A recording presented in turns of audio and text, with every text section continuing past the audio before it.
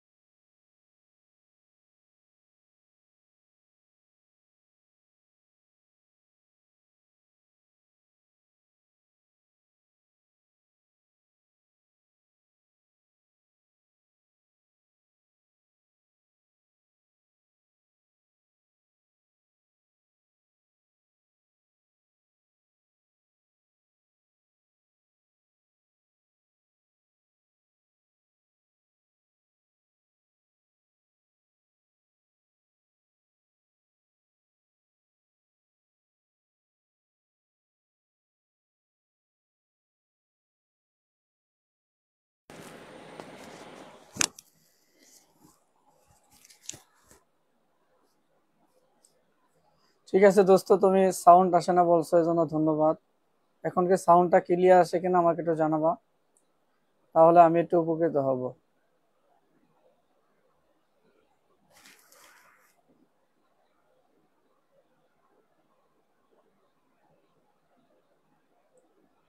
সাউন্ডটা ক্লিয়ার আসে কিনা একটু জানাবা। তবে যে সকল রোগ নিয়ে আজকে আলোচনা করব তার মধ্যে অন্যতম একটি রোগ হলো জন্ডিস, যেটাকে আমরা বান্ডু রোগ বলি এবং কামালা বলি। এটাকে অনেকে মাটিয়া কামেলা বলে গ্রামীণ পরিবেশের ভাষায়, যেটা আমরা ইউনানি এবং অ্যালোপ্যাথি বা আয়ুর্বেদিক বলেন, সব জায়গায় একই সিস্টেম বলে যে জন্ডিস কেন হয়, জন্ডিসে কেন আক্রান্ত হয় মানুষ, সেটা নিয়ে এখন আলোচনা করব। জন্ডিস বা কামালা এটা এমন একটি রোগ যা লিভারের মধ্যেই এবং লিভার থেকেই ছড়িয়ে পড়ে। এই রোগটি পিত্তথলি বা পিত্তনালী দিয়ে পিত্ত রস ডিউডেনামে অবস্থান করে খাদ্যবস্তুর সাথে মিশ্রিত হয়। এই রোগটা মূলত ডিউডেনাম দিয়ে পিত্তরস বা ডিউডেনামে অবস্থিত। আসলে পিত্তনালীতে বাধা সৃষ্টি হলে পিত্তরসে পিত্তথলিতে জমে বৃদ্ধি থাকে। যখনই পিত্তনালী বা পিত্তথলিতে বাধা সৃষ্টি হয়, সেক্ষেত্রে পিত্তথলিতে জমে বৃদ্ধি পেতে থাকে এবং শরীরের প্রবাহমান রক্তের সাথে মিশ্রিত হতে থাকে। তো মূলত রক্তে বিলিরুবিনের মাত্রা বেড়ে গেলে, যখনই রক্তের বিলিরুবিনের মাত্রা বেড়ে যাবে সে সময় হাত পা মুখমণ্ডল জিহ্বা চোখ নাক নখ ত্বক এমনকি মানব দেহের শরীরের এই স্থানগুলো বা অঙ্গ প্রত্যঙ্গগুলো হলুদ বর্ণ ধারণ করে। যদি শরীরের রক্তের বিলিরুবিনের মাত্রা বাড়ে সেক্ষেত্রে আপনি কিভাবে অনুমান করবেন বা আপনি যখনই আমার কাছে চেম্বারে আসবেন যে আমি কিভাবে বুঝতে পারবো যে আপনি জন্ডিসে আক্রান্ত। জন্ডিসে আক্রান্ত হওয়া এটা বোঝার জন্য আমাকে যেটা অবস্থা লক্ষ্য করতে হবে সেটা হলো সর্বপ্রথম দেখতে হবে যে রক্তের বিলিরুবিন মাত্রা তো দেখার জন্য ডায়াগনোসিস করা লাগবে। এই ডায়াগনোসিসের জন্য তো ব্লাড কালেকশন করা লাগবে। তো সেটা যদি থিওরিক্যাল ভাবে হয় সেটার জন্য কিভাবে আমি বুঝবো যে আপনি জন্ডিসে আক্রান্ত।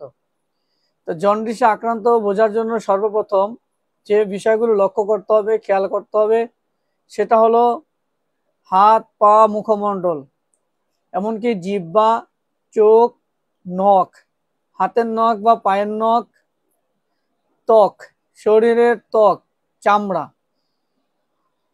এমনকি যদি পেশেন্টের বর্ণনা অনুযায়ী পেশেন্টকে জিজ্ঞাসাবাদের পরে যদি পেশেন্ট বলে যে তার প্রস্রাব হলুদ হয় সেক্ষেত্রে ধারণা করা যাবে যে আপনি জন্ডিসে আক্রান্ত।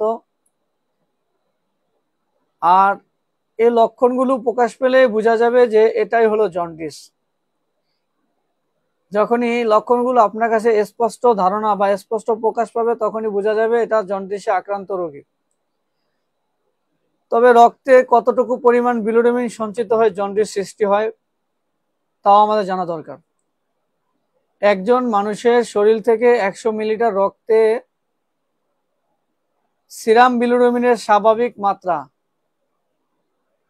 সিরাম বিলিরুবিনের মাত্রা হলো 0.3 থেকে 1.2 মিলিগ্রাম। এই মাত্রা 2 মিলিগ্রামের উপরে উঠলে চোখের সাদা অংশ হলুদ হয়। জি, আপনি কমেন্ট পড়তেছে সিফাত হোসেন টপিক নিয়ে আলোচনা করতেছেন, টপিকটা হলো জন্ডিস। আর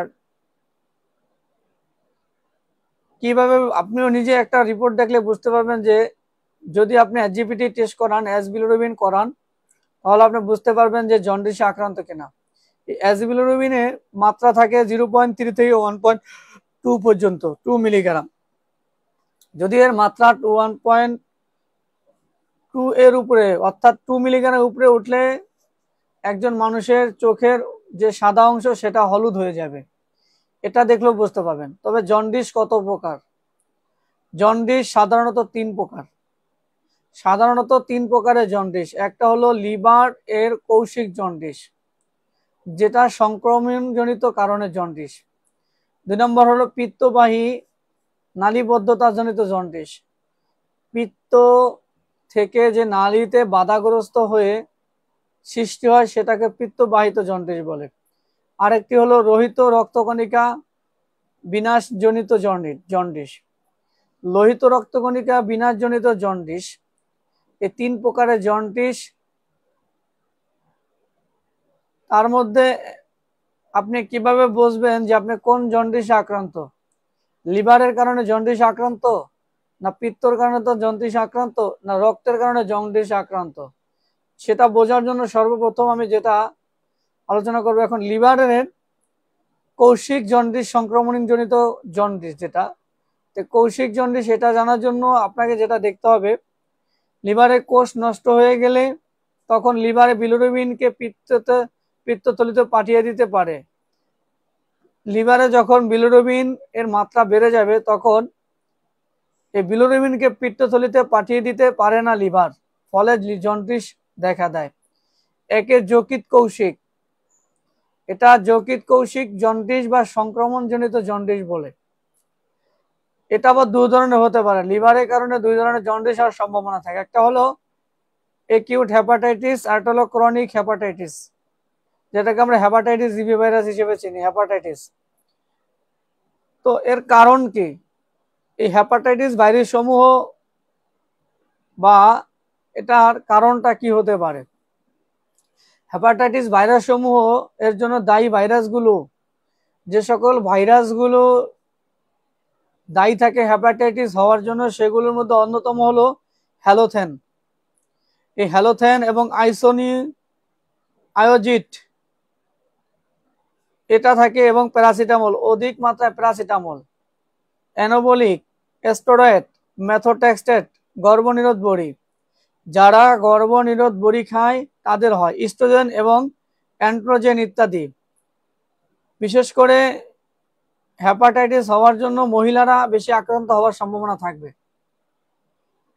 কারণ এই হেপাটাইটিস ভাইরাসটা মহিলাদের হওয়ার কারণ যেটার জন্য বললাম সেটা হলো যারা বিভিন্ন প্রকার গর্ভনিরোধ বড়ি ইউজ করে, যেটা পিল হিসেবে চিনি, এটা দীর্ঘদিন খেলে অ্যাকিউট হেপাটাইটিস হওয়ার সম্ভাবনা থাকে। এবং মদ দীর্ঘদিন যদি কেউ পান করে তারও এই জন্ডিস হওয়ার সম্ভাবনা থাকবে, হেপাটাইটিস হওয়ার সম্ভাবনা থাকবে।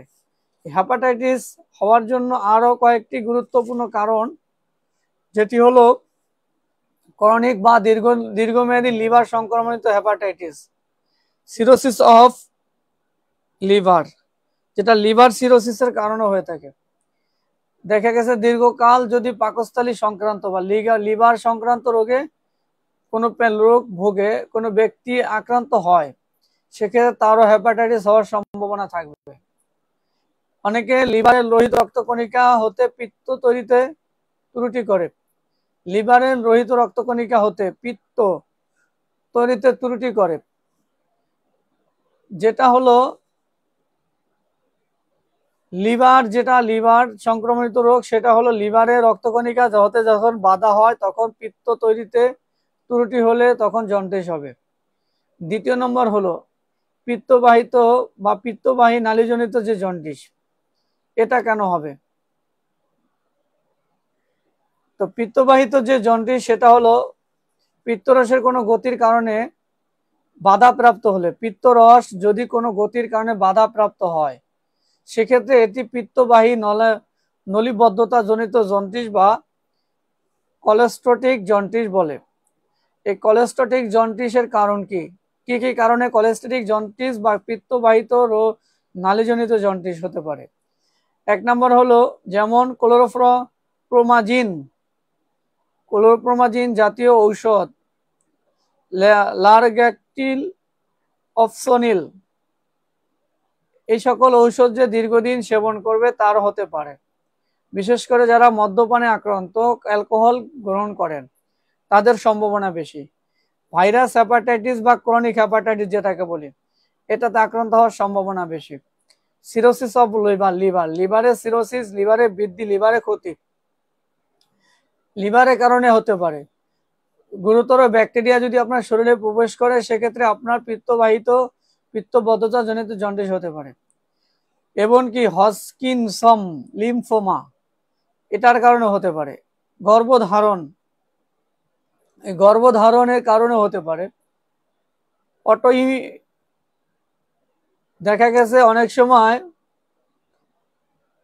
অটো ইমিউন হেপাটাইটিস, এই অটো ইমিউন হেপাটাইটিসের কারণে হতে পারে।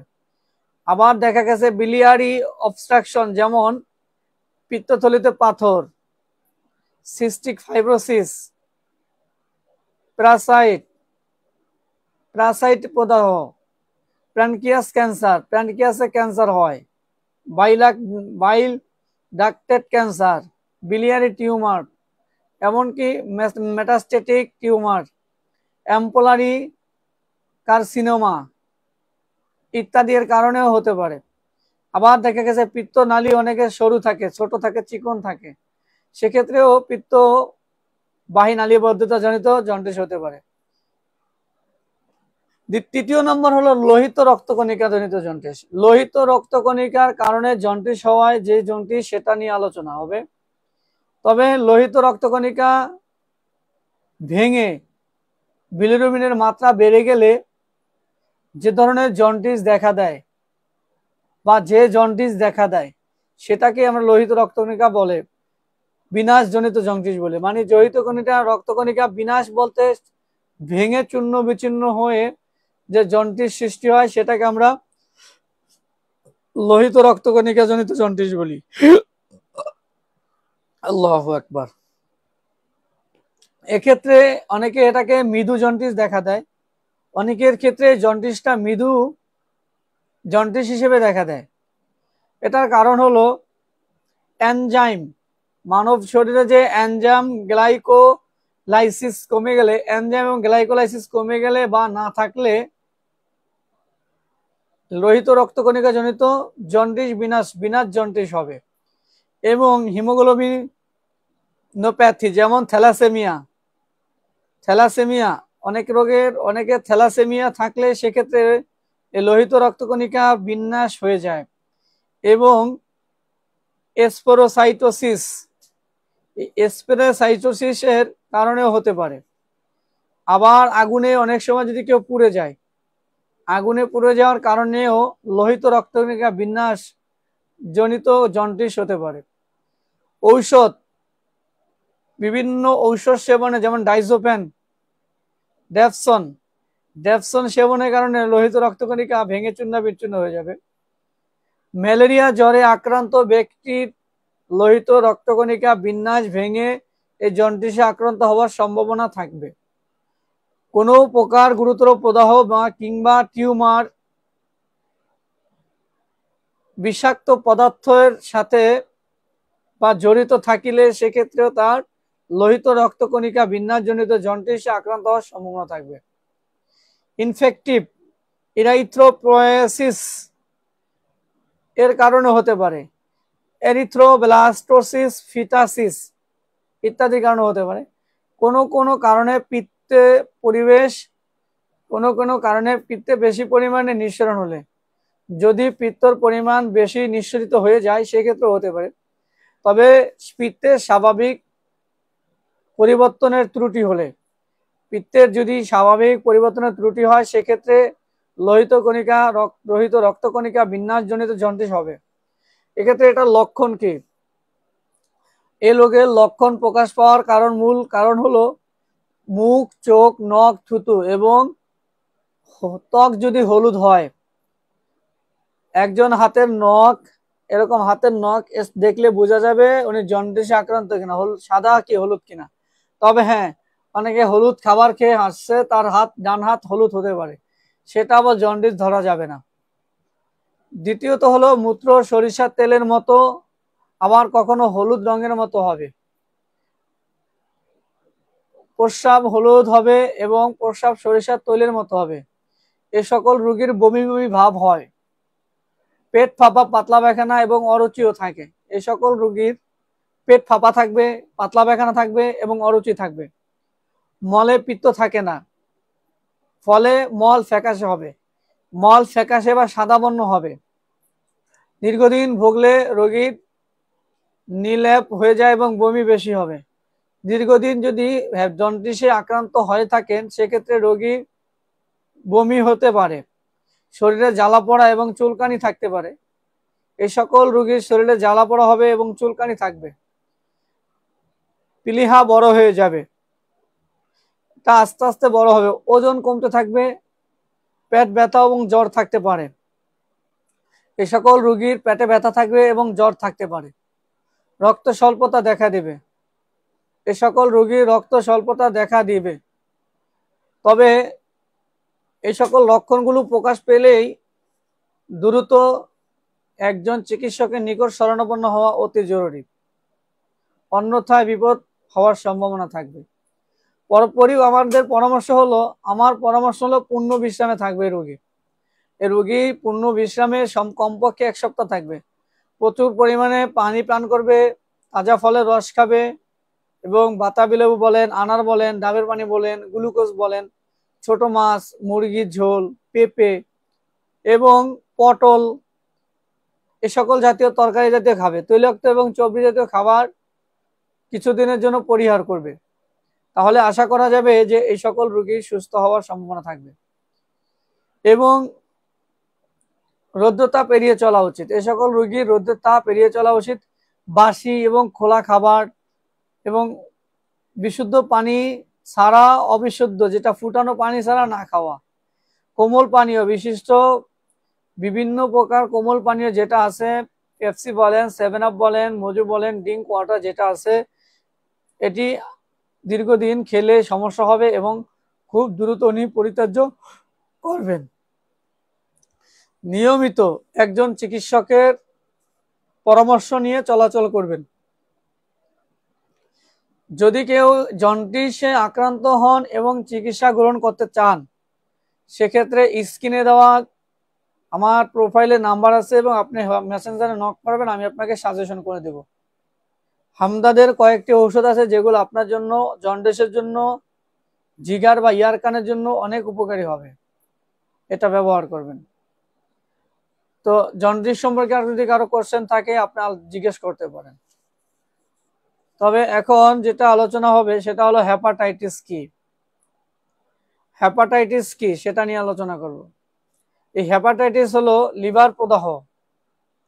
হেপাটাইটিস অনেক কারণে হতে পারে, তার মধ্যে ভাইরাসজনিত সংক্রমণের অধিক ক্ষেত্রে দায়ী। যদি হেপাটাইটিস হয় সবসময় প্রাথমিক অবস্থায় জন্ডিস প্রকাশ পাবে না। যদি কারো হেপাটাইটিস আক্রান্ত হন সেক্ষেত্রে প্রাথমিক অবস্থায় জন্ডিস প্রকাশ পাবে না। হেপাটাইটিস সৃষ্টিকারী ভাইরাসের মধ্যে রয়েছে অনেক প্রকার, যেমন hepatitis A, hepatitis B, hepatitis C, hepatitis D এবং hepatitis E virus. Hepatitis A এবং ই ভাইরাস একইভাবে ছড়ায়, অন্যদিকে হেপাটাইটিস বি এবং সি ভাইরাস ছড়াবার ধারণ একরকমই। তো হেপাটাইটিস এ ভাইরাস কি সেটা আমাদের জানা দরকার। হেপাটাইটিস এ ভাইরাস হলো 27nm RNA ভাইরাস। সাধারণত আক্রান্ত রোগীর মলমূত্র বা খাবার বা পানিতে সংক্রমিত হয়ে ভাইরাস হতে পারে, ভাইরাস ছড়াতে পারে পয়দূষিত খাদ্য ও পানীয়ের মাধ্যমে এবং সুস্থদেহী মানুষের দেহে এবং জীবাণু প্রবেশ করে, এটা জীবাণুর মাধ্যমে ছড়ায়। এই ভাইরাস অপেক্ষাকৃত কম ক্ষতিকর। হেপাটাইটিস এ ভাইরাসটা অপেক্ষাকৃত কম ক্ষতিকর। এই ভাইরাসের কারণে অল্প কিছু ব্যতিক্রম ছাড়া প্রায় ক্ষেত্রেই আপনি সেরে যাবে। এবং উক্ত ভাইরাসের ইনকিউবেশন বা সুপ্তিকাল হলো, ওই ভাইরাসের বেঁচে থাকার দিন হলো 15 থেকে 45 দিন। হেপাটাইটিস এ ভাইরাসের সুপ্তিকাল মানে বেঁচে থাকবে শরীরের ভিতরে 15 থেকে 45 দিন, 1.5 মাস। হেপাটাইটিস বি ভাইরাস হলো 32nm ডিএনএ ভাইরাস। এই ডিএনএ ভাইরাস সংক্রমিত রক্ত সঞ্চালন, সংক্রমিত ইনজেকশনের সুচ ও সিরিজ ব্যবহার। এই হেপাটাইটিস বি ভাইরাসে আক্রান্ত ব্যক্তির রক্ত সঞ্চালনের কারণে হবে রক্ত, আমরা যখন ব্লাড প্রয়োজন হয়, যদি ব্লাড প্রয়োজন হয় সেক্ষেত্রে আমরা ব্লাড ট্রান্সফার করি, একজনের শরীর থেকে আরেকজনের শরীরে ট্রান্সফার করি।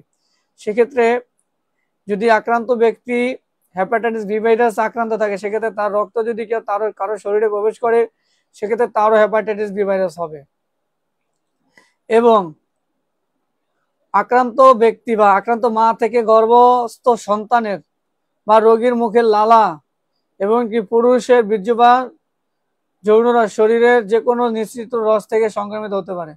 বিশেষ করে পুরুষ এবং মহিলা উভয়ের ক্ষেত্রে এই রোগটা ছড়ানোর সম্ভাবনা থাকে। যদি মহিলার হয় সেক্ষেত্রে পুরুষের হওয়ার সম্ভাবনা থাকবে, পুরুষ হলে মহিলার হওয়ার সম্ভাবনা থাকবে। এবং হেপাটাইটিস বি ভাইরাস মাদকাসক্ত ব্যক্তিরা একই সুযোগে একাধিক ব্যক্তি মাদক গ্রহণ করে, তাদের হওয়ার সম্ভাবনা বেশি থাকে। বিশেষ করে মাদক গ্রহণকালে বি ভাইরাস সংক্রান্ত বি ভাইরাসটা অত্যন্ত ভয়ঙ্কর এবং ঝুঁকিপূর্ণ। এই হেপাটাইটিস এ ভাইরাসটা বেশি ঝুঁকিপূর্ণ না, যদিও বি ভাইরাসটা অত্যন্ত ঝুঁকিপূর্ণ। সেক্ষেত্রে বি ভাইরাস দুরারোগ্য প্রায় ক্ষেত্রে লিভার নষ্ট করে এবং নানা জটিলতা সৃষ্টি করে এবং এটি জীবনঘাতী। এটা জীবন পর্যন্ত শেষ হয়ে যেতে পারে, শরীরের এটা জীবনকে শেষ করে দেয়। উক্ত ভাইরাসের ইনকিউবেশন, যদি হেপাটাইটিস বি ভাইরাস আক্রান্ত হয় সেক্ষেত্রে তার এই ভাইরাসের জীবাণুটা জীবিত থাকে 40 থেকে 180 দিন পর্যন্ত।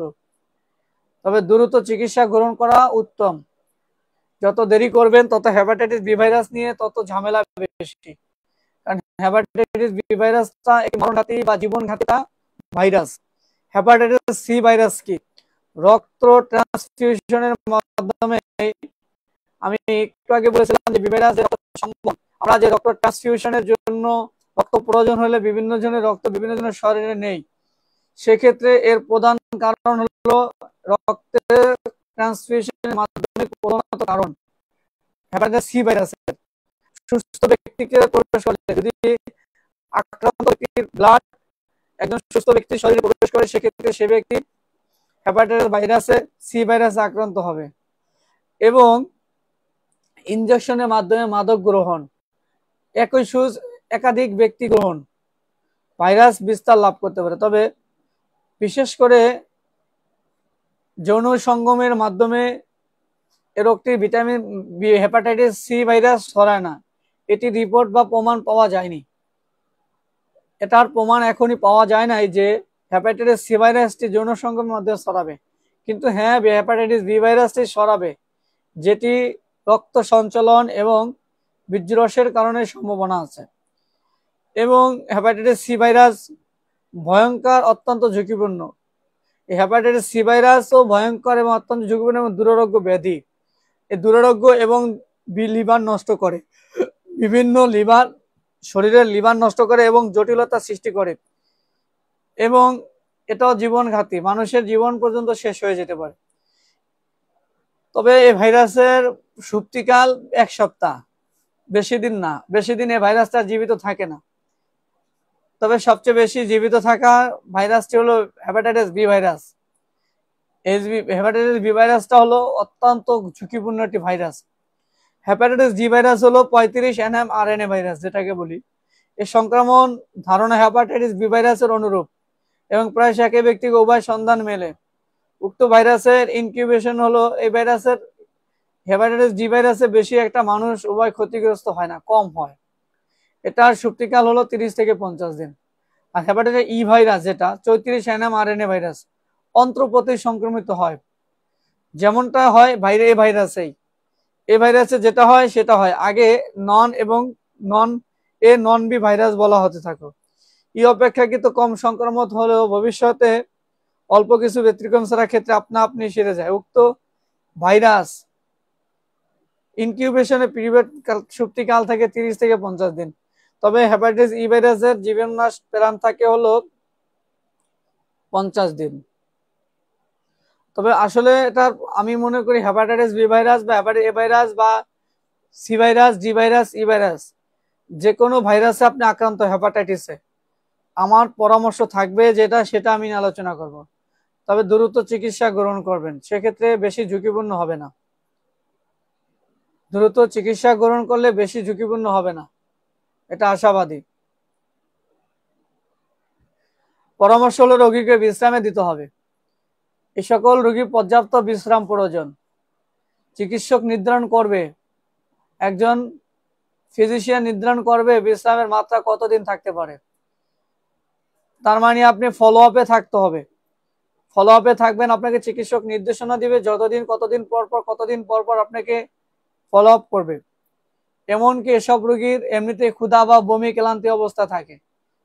এই সকল রোগী ক্ষুধা বা বমি থাকে, মা বোন হলুদ দিয়ে খাবার দিতে চান না, কারণ মা বোন ফ্যামিলির কেউ হলুদ খাবার খেতে দিতে চায় না। আমার জানা মতে যে সকল রোগীর রুচি অনুযায়ী হলুদ, মরিচ, লবণ যোগে স্বাভাবিক খাবার রান্না করে দিতে হবে, কারণ সকল রোগীর যে রুচি আছে সে রুচি অনুযায়ী খাবার গ্রহণ করে দিতে হবে। এবং রোগী যত খেতে পারবে, এ সকল রোগী যত খাবার গ্রহণ করতে পারবে, ততই দ্রুত রোগী সুস্থ হবে এবং তার লিভার উন্নতি ঘটবে। কারণ যেহেতু লিভার জনিত সমস্যা, লিভার যদি সমস্যা থাকে, একটা শরীরের চালিকা শক্তি লিভার যদি ভালো থাকে তাহলে আপনি সুস্থ। এবং যে কোনো পানি পান করানো উচিত নেই সকল রোগীর, এবং পানিটা ফুটিয়ে খাওয়ানো উত্তম। যদি সম্ভব হয় পানিকে ফুটিয়ে খাওয়াবেন, এবং বাসি খাবার বা খোলা খাবার এ সকল খাবার থেকে দূরে রাখবেন। তবে রোগীকে যে পানিটা গ্রহণ করাবেন, খেতে দিবেন, অন্তত 30 মিনিট পর্যন্ত টকবক করে জীবাণু ধ্বংস করে তখন যে পানিটা ফিল্টারিং হবে সে পানিটাই খেতে দিবেন। তাতে করে সব ভাইরাসই ধ্বংস হয়ে যাবে তার শরীর থেকে। তবে ক্লোরিনেশন পানি বা বিশুদ্ধকরণ পানি, এসব ভাইরাস ধ্বংস হয় না। আমরা যে ভাইরাস ধ্বংস করার জন্য যে পানি কিনে খাই, এই পানিতে ভাইরাস ধ্বংস হবে না। সিফাত, তুমি আসো না, চলে গেছো? আসলে তোমার কমেন্ট পড়া দরকার, যদিও কিন্তু রোগের আলোচনার ভিতরে কমেন্ট পড়া যায় না। সকলের কমেন্ট আমি লাস্টে পড়বো ইনশাল্লাহ। দেখা গেছে গ্রামগঞ্জের টিউবওয়েলের পানি খেতে দিবেন। আমাদের যে ঢিপকল আছে পানি বিশুদ্ধ, তবে শহরে যে পানি সাপ্লাই সে পানি না খাওয়াই উত্তম। ওই পানি খেলে আরো রোগী আক্রান্ত হবে। এবং ওই পানি আপনি অন্তত 30 মিনিট টকবক টকবক করে ফুটিয়ে তারপরে রোগীকে খেতে দিবেন। এবং গ্রামের প্রতিটি বাড়িতে স্যানিটেশনের ল্যাট্রিন থাকা জরুরি। এটা অনেক সময় দেখা যায় যে স্যানিটেশন ল্যাট্রিন না থাকার কারণে রোগী আক্রান্ত হয়ে পড়ে। তবে অসুস্থ হলে ইনজেকশন দেওয়ার সময় ডিসপোজেবল সিরিজ ব্যবহার করুন। তা না হলে নিডল ও কাচের সিরিজ, যে নিডল ব্যবহার করবেন সেটা অন্তত 30 মিনিট পানিতে ফুটিয়ে নিয়ে তবেই ব্যবহার করবেন। শরীরে রক্ত সঞ্চালনের পূর্বে রক্তের ভাইরাসের পরীক্ষাগুলো করিয়ে, যে সকল রক্তর পরীক্ষাগুলি করতে হবে সেগুলো করতে হবে। এবং আক্রান্ত রোগীর ওঠা বসা, মেলামেশা, খাওয়া দাওয়া, ঘনিষ্ঠ এবং যেগুলোই আছে পারিবারিক বিষয়, ব্যক্তিগত কারণে সবার সাহচর্যে না যাওয়াই উত্তম। এবং যদি সি ভাইরাসের টিকা এবং আবিষ্কৃত হয়নি, বি ভাইরাসের টিকা আমাদের দেশে পাওয়া যাচ্ছে। টিকা নেওয়ার আগে আপনার রক্ত পরীক্ষা করতে হবে এবং দেখতে হবে HbS AG নেগেটিভ হয়। জন্ডিস বা লিভারের জন্য কোনো অসুখ না থাকে তবে আপনি টিকা নিতে পারবেন। যদি জন্ডিস বা লিভারে কোনো সমস্যা না থাকে টিকা গ্রহণ করবেন। যারা হেপাটাইটিস বয়ে বেড়াচ্ছেন তাদের মদ, অ্যালকোহল পান নিষিদ্ধ। যাদের হেপাটাইটিস আক্রান্ত হয়ে গিয়েছেন তারা মদ, অ্যালকোহল জাতীয় খাবার নিষিদ্ধ, খাবেন না। অতিরিক্ত মদ্যপানেই নয়, তাদেরও সিরোসিস হতে পারে। অনেকের আছে যে মদ গ্রহণ করে না তারপরে তার সিরোসিস হয়, সম্ভব হইতে পারে। এটা তাদেরকে দোষ দেওয়া যাবে না যে যে তারা খেয়েছে তারা খায় নাই তাদের হলো না। রোগ আল্লাহ পক্ষ থেকে, আল্লাহ তালার পক্ষ থেকে রোগ। আল্লাহ তালা রোগ দেন এবং আল্লাহ তালাই শেফা দেন। এজন্য কল্পনা করার কিছু না। ভাই একজন ওয়াচিং এ দেখা যাচ্ছে, লাইভটা শেয়ার করতে যুক্ত হয়ে যাবেন। এখান থেকে শিখে যান আপনার লিভার কিভাবে সুরক্ষা রাখবেন, হেপাটাইটিস বি ভাইরাস হলে কিভাবে নিজেকে সুরক্ষিত রাখার চেষ্টা করবেন। এবং যারা অতিরিক্ত মদ্যপান করেন তাদের লিভার, অনেকে মদ্যপান করে না তাদের লিভারসিস হয়ে যেতে পারে। অনেকে মদ্যপান করে না, বিড়ি খায় না, তাদের যক্ষা হয়, আল্লাহর পক্ষ থেকে। এবং হেপাটাইটিস বিভ্রাক্ত আক্রান্ত ব্যক্তিরা পুষ্টিকর খাবার খেতে পারে। যে সকল খাবারে অধিক পরিমাণে পুষ্টি থাকে সে সকল খাবারগুলো আপনি গ্রহণ করবেন। যদি সিরোসিস হয়ে থাকে তাহলে লবণ কম খাবেন। যদি সিরোসিস আক্রান্ত হয়ে থাকেন তাহলে লবণটা কম খাবেন। তবে আরেকটি পরামর্শ হলো হেপাটাইটিসের সাথে জন্ডিস থাকে তাহলে সিরাপ এবং ট্যাবলেট হামদাদের শোরুমে আছে, সেক্ষেত্রে আপনি সেই ওষুধগুলো গ্রহণ করতে পারবেন। এখন ন্যাচারালি যদি কারো বুঝতে অসুবিধা হয়ে থাকে জানাবেন। এবং আমরা যে লিভার দুর্বলতা বলি, আসলে লিভার দুর্বল হওয়ার কারণ কি? সাধারণত একজন মানুষ যখন দুর্বলতা এবং দৈহিক শূন্যতা দেখা যায় তখন তাকে লিভার দুর্বলতা, রক্ত স্বল্পতার দরুন সাধারণত মুখমণ্ডলের বর্ণ ফ্যাকাশে হয়, ক্ষুধা কমে যাবে। রোগীর ডান এবং বাম পাঁজরের নিচে, মানুষের ডান এবং বাম পাঁজরের নিচে হলো লিভারের স্থানে ব্যথা করে এবং অনেক সময় পাতলা পায়খানা হয়। যাদের লিভার দুর্বল হবে তাদের অনেক সময় পাতলা পায়খানা হবে। এটা 100% হওয়ার সম্ভাবনা থাকে। এক ভাই আসছেন ওয়াচিং এ দেখা যাচ্ছে, ভাই একটু লাইভটা শেয়ার করে দিয়ে একটু স্ক্রিনে ট্যাপ ট্যাপ করেন। আজকে অনেকে লাইভে আসেন নাই, যুক্ত হন নাই। যারা আছেন আপনারা একটু সাড়া দেন যে কে কে লাইভে আছেন, তাদের সাথে একটু আড্ডা আলোচনা দেব। তবে যাদের লিভার দুর্বল তাদের হলো লঘু লঘু যে সকল খাবারগুলো লঘু পাক, দীর্ঘ সময় লাগে হজম হইতে, সে সকল খাবার গ্রহণ এবং পত্যাদি গ্রহণ করুন। খাবারগুলো গ্রহণ করতে হবে, লঘু পাক পত্যাদি গ্রহণ করতে হবে, খাবার গ্রহণ করতে হবে। চর্বিযুক্ত খাদ্যদ্রব্য আজ অবশ্যই বর্জনীয়। যে সকল খাবারে চর্বি আছে চর্বি জাতীয় খাবার অবশ্যই বর্জন করতে হবে। ভ্রমণের অভ্যাস করতে হবে, বিভিন্ন জায়গায় ঘোরাফেরার অভ্যাস করতে হবে। বিশেষ করে সাধারণত এই সকল কিছু ভেষজের নাম বলে দিচ্ছি, এগুলো খেতে পারেন। পুদিনা পাতা খেতে পারেন, জৈন খেতে পারেন, মৌরি খেতে পারেন। প্রতিনিয়ত খাওয়ার অভ্যাস গড়ে তুলুন। এবং ইত্যাদি যদি জানার প্রয়োজন থাকে ইনবক্সে জানাবেন, ইনশাল্লাহ আপনাকে বলে দেব।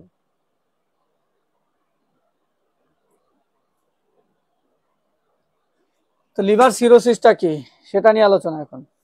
আসলে লিভার সিরোসিস হলো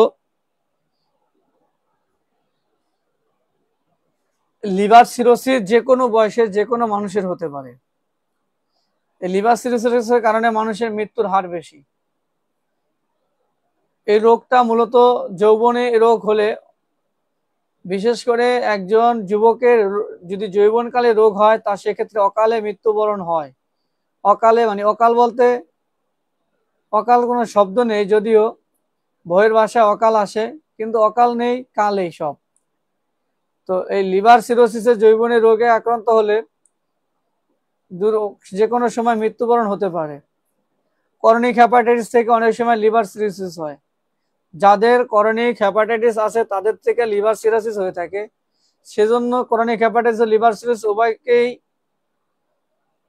উভয়কেই বলে। তো যদি করনিক হ্যাপাটাইটিস থাকে, ভাই আপনি একটু লাইভটা শেয়ার করে দিয়ে যুক্ত হন, না হলে একটু কলে আসেন, একটু কথা বলি আপনার সাথে। আপনাকে একটু কল দিলাম, আসেন একটু কথা বলি। লিভার সিরোসিসের কারণ হলো হেপাটাইটিস বি, হেপাটাইটিস সি এবং ডেল্টা ভাইরাসের আক্রমণ। যদি হেপাটাইটিস বি এবং সি সাথে ডেল্টা ভাইরাস থাকে, সে তার আক্রমণে লিভার সিরোসিস হবে। অ্যালকোহল, মদ এক নাগারে 5 বছরের বেশি যদি কেউ সেবন করে, অ্যালকোহল বা মদ জাতীয় জিনিস যদি কেউ একসাথে 5 বছরের বেশি গ্রহণ করে, তার লিভার সিরোসিস হবে, লিভারের সমস্যা হবে, ডায়াবেটিস দেখা দেবে। ওষুধ, বিভিন্ন প্রকার ওষুধ খাওয়ার কারণে হতে পারে, যেমন হ্যালোথেন, প্যারাজাইনিমাইড, অ্যামিওডেরন ইত্যাদি আরো ওষুধ আছে সেগুলো। এবং বিলিয়ারি সিরোসিস, পিত্তথলির রাস্তা সরু হয়ে গেলে লিভার সিরোসিস হতে পারে। পিত্তথলিতে পাথর, পিত্তথলিতে বা এর রাস্তায় টিউমার হলে এটা হতে পারে। হিমোক্রোমাটোসিস। হ্যাঁ সিফাত, আসছো তুমি? ধন্যবাদ তোমাকে সিফাত। তো কার্ডিয়াক ফেলার, অনেকের হার্টের সমস্যার কারণে লিভার সিরোসিস হতে পারে। ক্রনিক অ্যাক্টিভ হেপাটাইটিস এর কারণে হতে পারে। ক্রিপ্টোজেনিক হিপ সিরোসিস এর কারণে হতে পারে। আলফা অ্যান্ট্রিপোসিন কমে গেলে, মানুষের শরীরে যে আলফা অ্যান্টিপ্রোসিন, অ্যান্টিট্রিপসনিন কমে গেলে কারণে হতে পারে। এটার লক্ষণ প্রকাশ পাবে হলো লিভার বড় হয়ে যাবে, লিভার যে স্বাভাবিক মাত্রা তার থেকে বড় হয়ে যাবে এবং জিগার বা জন্ডিসে আক্রান্ত হবে। পেটে পানি চলে আসবে। জন্ডিসের সাথে পেটে পানি আসলে লিভারে গুরুতর অসুখ বোঝা যায়। জন্ডিসের সাথে লিভারে পানি আসে তখন বোঝা যাবে যে লিভারে গুরুতর অসুখ। এবং মাকড়সার জালের মতো দাগ দেখা দেবে, সাধারণত বুকের ত্বকে, উপশিরায় পরিবর্তন এমনকি হয়ে থাকে। এরকম দাগ 1 থেকে 2 শতাধিক সংখ্যা হয়ে থাকে। একে বলা হয় স্পাইডার টেলেনজিংজেকটেসিয়া এবং এটা কদাচিৎ সুস্থ লোকের এবং গর্ভবতী মহিলাদের ক্ষেত্রে হতে পারে। যে দাগ এগুলা গর্ভবতী মহিলাদের হতে পারে। উল্লেখিত 2 ক্ষেত্রে ছাড়া কারাও এমন ধরনের দাগ থাকলে বুঝতে হবে নিশ্চয় তারা লিভারের রোগে আক্রান্ত হয়েছে। হাতের তালুতে রক্তের উপশিরা স্পষ্ট দেখা যাবে।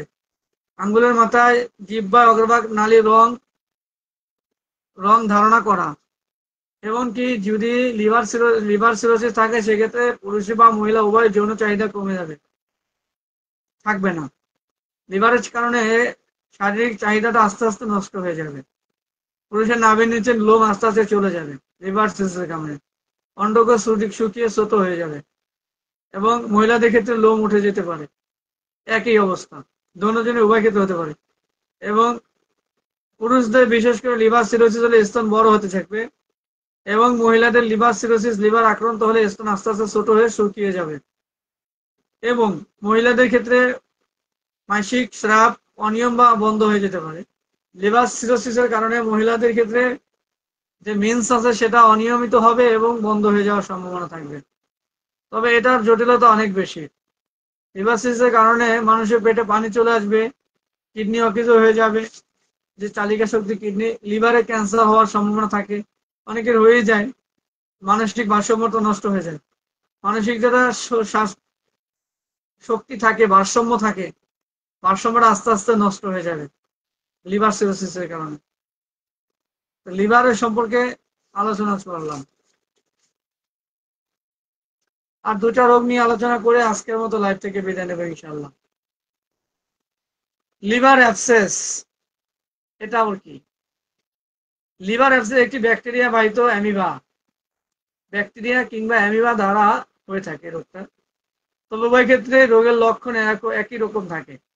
হ্যাপাটিক অ্যাবসেসও বলা হয়, এটাকে হ্যাপাটিক অ্যাবসেস বলা হয়। লিভার আসল অ্যাবসেস দুই ধরনের হয়ে থাকে, যথা এক নম্বর হলো মনে করেন অ্যামিবিক লিভার অ্যাবসেস, আর হলো পাইওজেনিক লিভার অ্যাবসেস। দুটার কারণ কি এবং লক্ষণ কি সেটাই আলোচনা হবে। এটা কারণ হলো অ্যামিবা, এটি আমাশয় সৃষ্টিকারী একটা জীবাণু। অ্যামিবা বলতে গেলে আমাশয় সৃষ্টিকারী একটি জীবাণু। এর দ্বারা অ্যাম্বিক ডিসেন্টি, তবে দীর্ঘদিন অ্যাম্বিক ডিসেন্টিতে ভুগলে উক্ত জীবাণু, এই জীবাণুটা লিভারে আক্রমণ করে, লিভারকে অ্যাবসেস করে দেয়, লিভারের অ্যাবসেস সৃষ্টি করে, লিভারকে আক্রান্ত করে। দ্বিতীয় হলো ইকোলি, ফ্লাজিলিস ব্যাকটেরিয়াগুলো পায়োজনিক লিভার অ্যাবসেস সৃষ্টি করে। যে ফ্লাজিলিয়া ব্যাকটেরিয়া আছে, এই ব্যাকটেরিয়াটা হলো পায়োজনিক লিভারে অ্যাবসেসকে ক্ষতি করে। তো এটা লক্ষণ হবে কিভাবে বুঝবো যে লিভার অ্যাবসেস হচ্ছে, লিভারের সমস্যা আছে?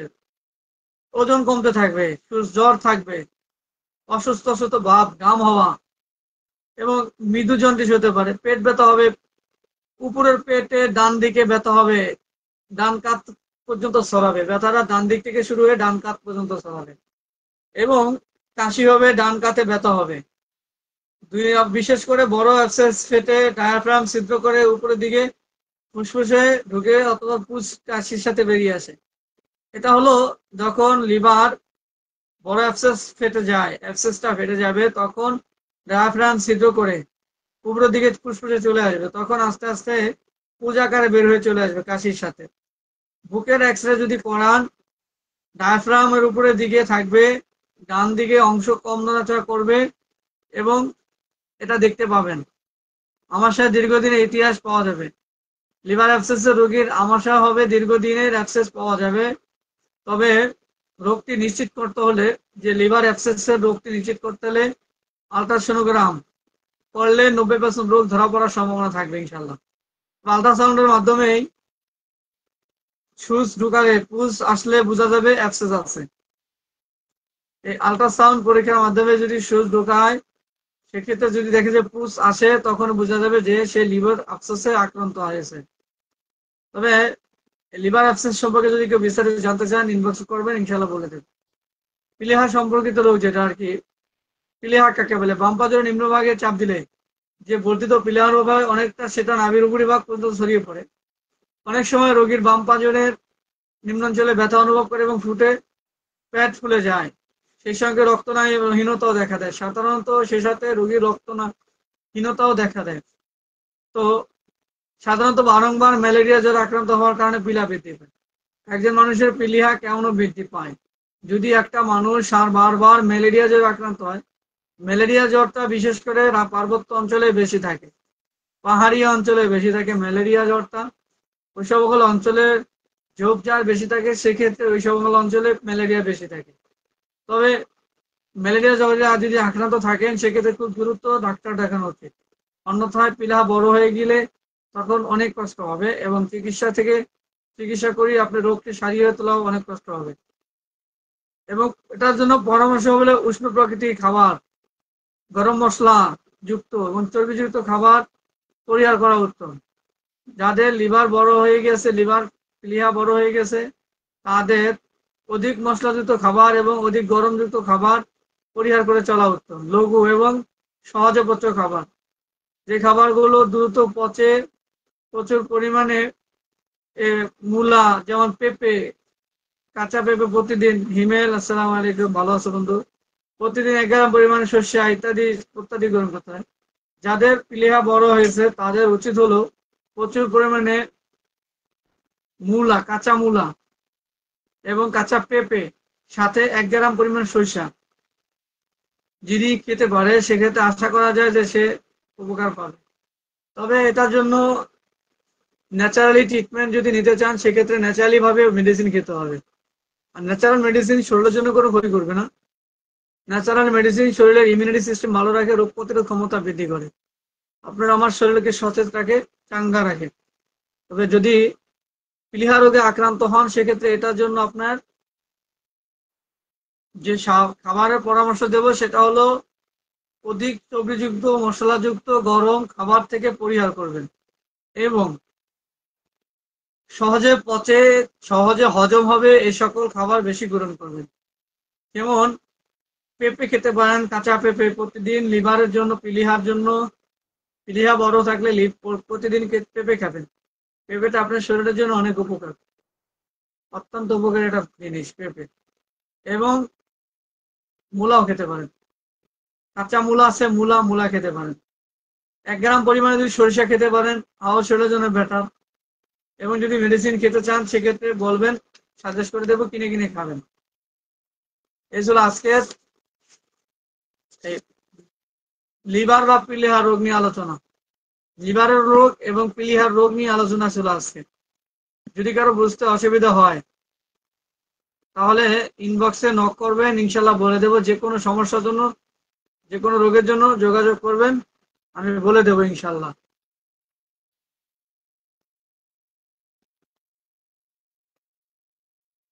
ভাই আমার এক ভাই, তারেক ভাই। তারেক, তুমি এসেছো ভাই, ভালো আছো? আশা করি ভালো আছো। স্ক্রিনে একটু ট্যাপ ট্যাপ করে দাও, কয়েকজনকে মেনশন করে দাও, যাতে কয়েকজন এই লাইভটা, যেহেতু 40 মিনিট উপরে করেছি, সেক্ষেত্রে তারা বিস্তারিত যদি শোনে 52 মিনিট পর্যন্ত, 40 মিনিট যদি তারা শোনে, বিভিন্ন রোগ নিয়ে আলোচনা হয়েছে, এই সকল রোগ যদি তোমার পরিবারের আশেপাশে কারো থাকে তারাও উপকৃত হবে এবং তুমিও তাদের নিয়ে চিন্তিত, রোগ কিভাবে সারবে, তুমিও রিফ্রেশ থাকবে এবং তোমার একটি শেয়ার অন্যের জীবন বাঁচাতে সহায়তা করে, যার কারণ তুমি সদকা জারিয়া সওয়াব পেয়ে যাবে।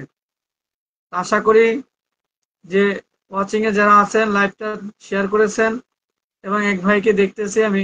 ভাই আপনি একটু একটা কমেন্ট করেন, আপনাকে আমি একটু চিনি, তাহলে হয়তো উপকার হবে। এখানে হিমেল আছে, হিমেলকেও চিনি, তারকেও চিনি, সিফাতকেও চিনি, ফেরদৌসকেও চিনি, যারা আছেন তাদের সবাইকে চিনি আমি।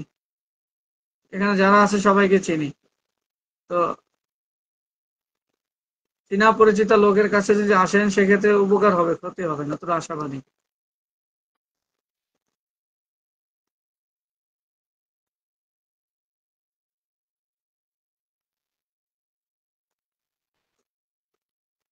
লাইভটা আজকের মতো এখানে শেয়ার করে শেষ করে দিই। আল্লাহ হাফেজ, আসসালামু আলাইকুম।